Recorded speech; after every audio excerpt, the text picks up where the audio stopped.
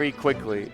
Because, like, it's like you try to, like, I'm sure Icy's players have, like, their little tricks, but because of the sheer, like, you know, entropy of it all, I feel like stuff just constantly happens, and you have to kind of, like, improvise a lot of weird situations where, like, both you and your opponent's Nana has been desynced.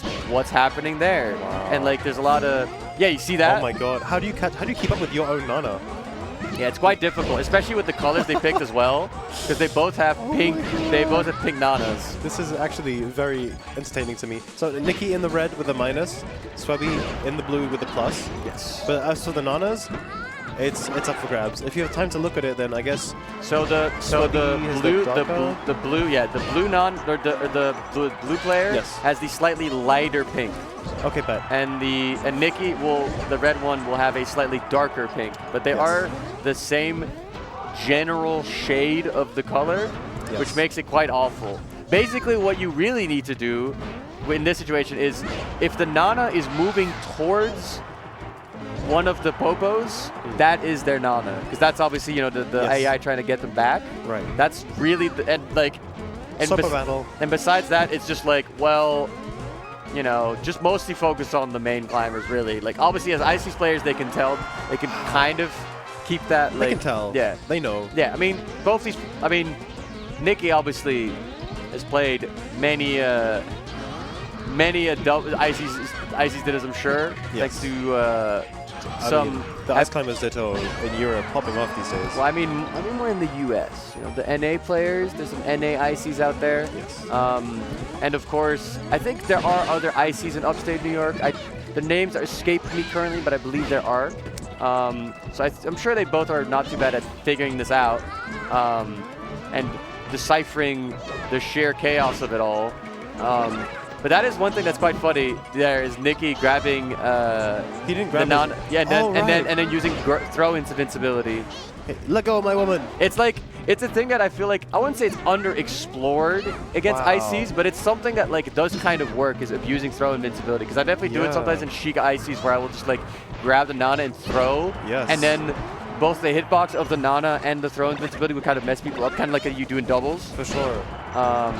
But it's, like, very much like, you know, it's a bit of a niche situation where, like, it comes up, you know, not all the time.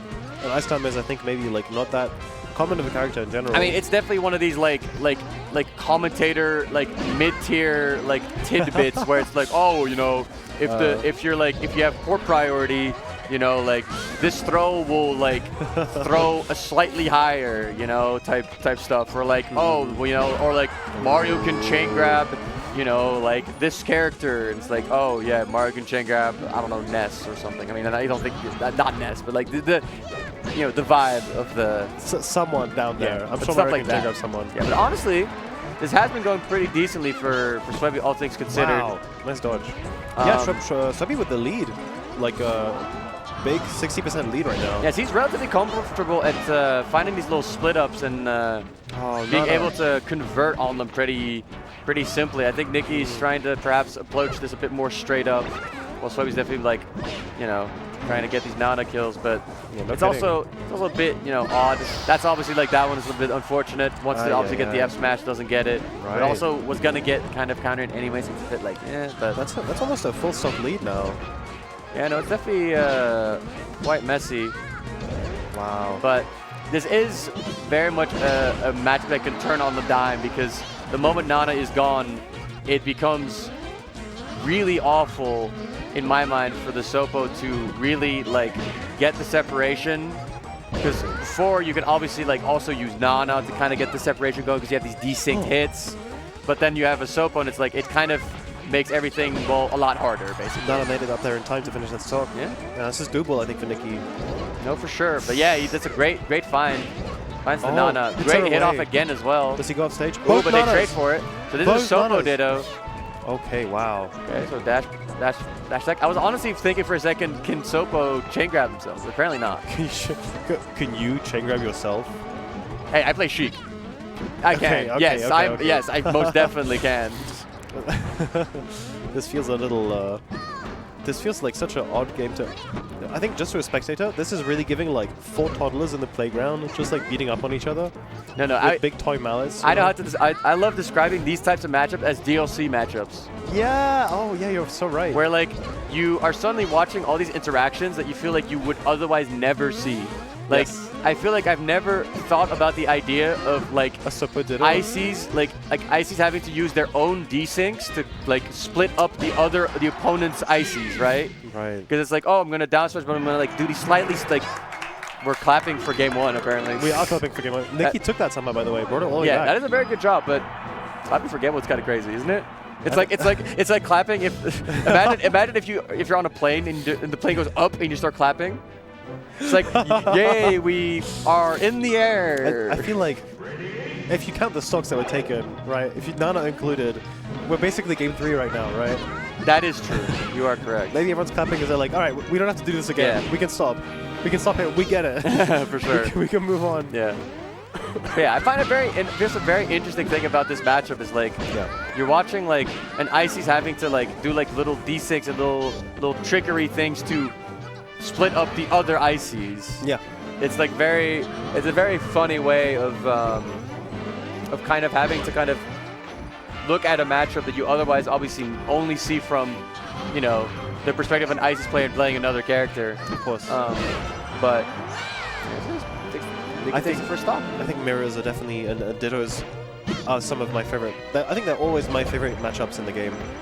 It really just like, it opens you up to so much. And I do enjoy dittos. I've learned over the years.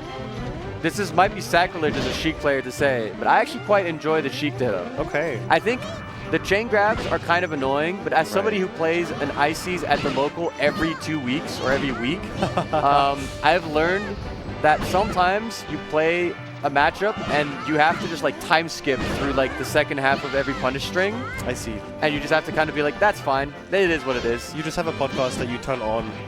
Basically, stock, I go to locals in Amsterdam and I play Ceylonce and I play him in Sheik ICs and then I get grabbed and I'm like, all right, I will mash and I'll DI out. Yeah. But like, it's over. But like the moment, like, my brain is basically on standby until I see I either die or he misses, like drops the handoff, and I'm like, that's fine. So sometimes honestly, I find dittos quite fun and outside of that because it's like, the problem usually is that people don't like getting hit by their own nonsense. Yes. You know, like I feel like it's one of the things that like. I was gonna say I would say Marth dittos. People kind of don't like this Marth dittos, so the punish in that is a bit fraudulent. It's a bit annoying. I love Samus dittos though.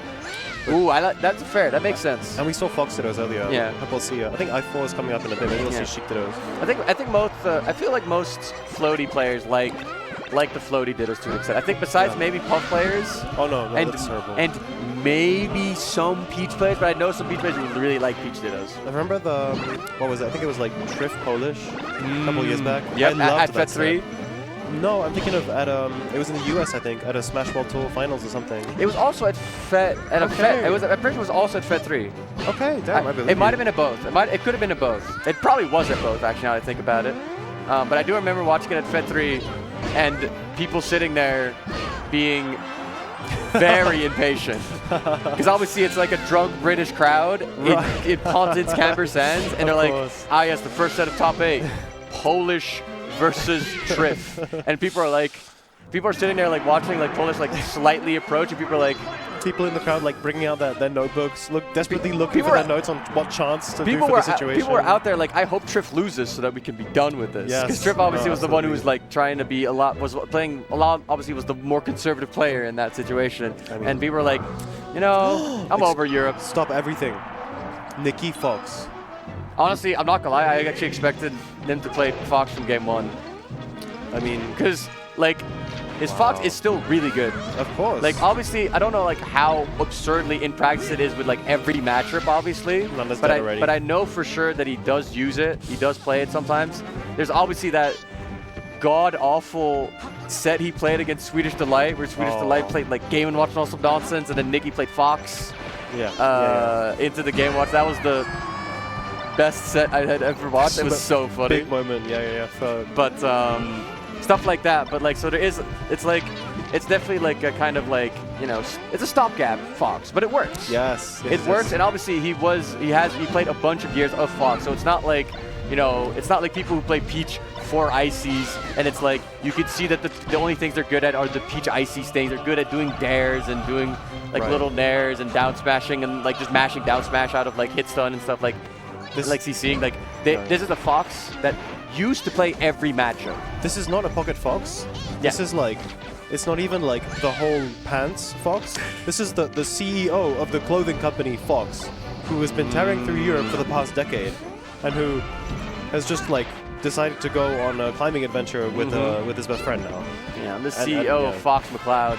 The CEO of Fox McCloud. Exactly. Yeah, for a while this was Joseph McCloud. Yeah, for a while this was the second best Fox in Germany, and then maybe he. I think no, I didn't. When I stopped playing. No, well, around the time when Ice was still playing is what I mean. Yes, like, yes. Yeah, so it's like you can just kind of pull it out, and Nicki Claire's like, you know, I'm over this Ices Ditto stuff. I would like to play the other character that I know is also good. Absolutely. And Fox Ices is obviously pretty not great for Ices. Anybody who watched Prissa Nicki at Valhalla 5, which was, to be fair, a very close set, but you could also see like the annoying things that it was a good display, regardless of result, of the annoying things that Fox gets to do against Ices. Look at this. One shine just separates them, and Nana's dead. That's it. Yep, exactly. Look, he even tries to uppy it, but he gets up attacks it, so he can't even uppy him up. Reminds me of the original, what was it, Hacks Nintendo dude. That one full stop. That one, you know what I'm talking about. And that wasn't even like that. That wasn't even that like optimal. Like that's like at the time it wasn't like Fox Icy stuff wasn't as like super like flowchart as it is now. Like nowadays, like I feel like most like Foxes against Ices are like I'm going to shine in the middle of the two Ices, and then I will shine again, and then I'm gonna go shine by the ledge and then get up attack every time, and it's like GG's. GG's here as well. I love the confidence of Nicki after winning two very close Ices Dittos, switches himself to Fox, being up in the stock, and then cleans up that game. It was looking very close. Gotta simplify it a little bit. It definitely was getting a bit like, I think the second game was a lot better than the first one, but it definitely got